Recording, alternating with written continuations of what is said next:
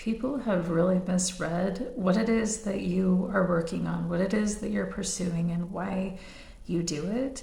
And because they haven't understood, they've like created ideas in their mind about what it means and what it is that you're doing, and it's led them to this place of like sadness because they don't understand what it is that you're doing. And this may have created endings in relationships that you have. This could have to do with work. It could have to do with your life path as well. Like you may be on a very unique path, and the people around you don't understand. And what they don't understand is how the divine is guiding you on this path, and how much faith is required for you to walk this path, and how much effort has been required as well. But I feel like you haven't given up on this, even though it has caused a lot of pain, in your life. It's like you can't abandon it because you know the divine is asking you to do it. That is something that you're here to do. The lyrics that my guides want me to share are, when I was your foe, your love fought for me. You have been so, so good to me. When I felt no worth, you paid it all for me. You have been so, so kind to me. So I'm channeling someone that has this like beautiful relationship with the divine, and it is so real that it guides them through every single day. And yeah, there's people in your life that are like, no, the collective can't be doing anything that's in alignment with what is real and true and good, because it challenges what we believe, it challenges what we think. So they've created these lies that have caused so much chaos and has destroyed so many things. But what's so amazing, though, you have stayed on this path, even though you have walked this alone, even though it's been so dark. You have continued to follow the light. You've continued to follow and trust and to have faith in the light that guides you. It's so beautiful. This relationship that you have with the divine is so beautiful. And people may be saying you don't have faith, you don't, like maybe you let go of religion and you're like, I don't do labels. Spirituality and faith comes from the inside out, not from the outside in. And you've learned that.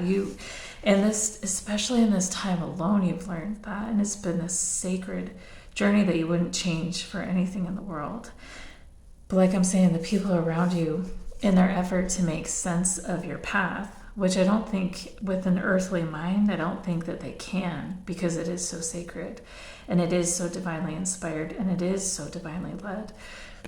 The only thing they can do is make up stories about why you're doing this, make up stories about, I don't know, I can't even imagine what they would be saying to invalidate your path. And I would say that's so wrong that they've done this to you, especially when you're putting so much faith in this, especially when it has taken so much courage to do this as well.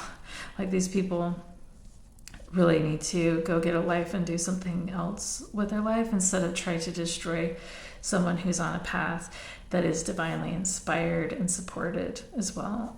My guides want me to let you know that too. If you're feeling very alone and the people around you don't understand why you're on this path to awakening, ascending, spirituality, if they don't understand and they're giving you trouble for that, that doesn't mean you should stop walking that path. That doesn't mean that you shouldn't stop trusting the divine and where you're being led.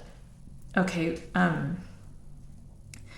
because you are choosing to become a chosen people. You're choosing to live faith from the inside out, and that is what this world needs so bad. We need to stop talking about it and start living it. We need to stop going to churches that teach about it and actually start experiencing it, because the home of the divine is actually your heart. It's not a building. It never was a building.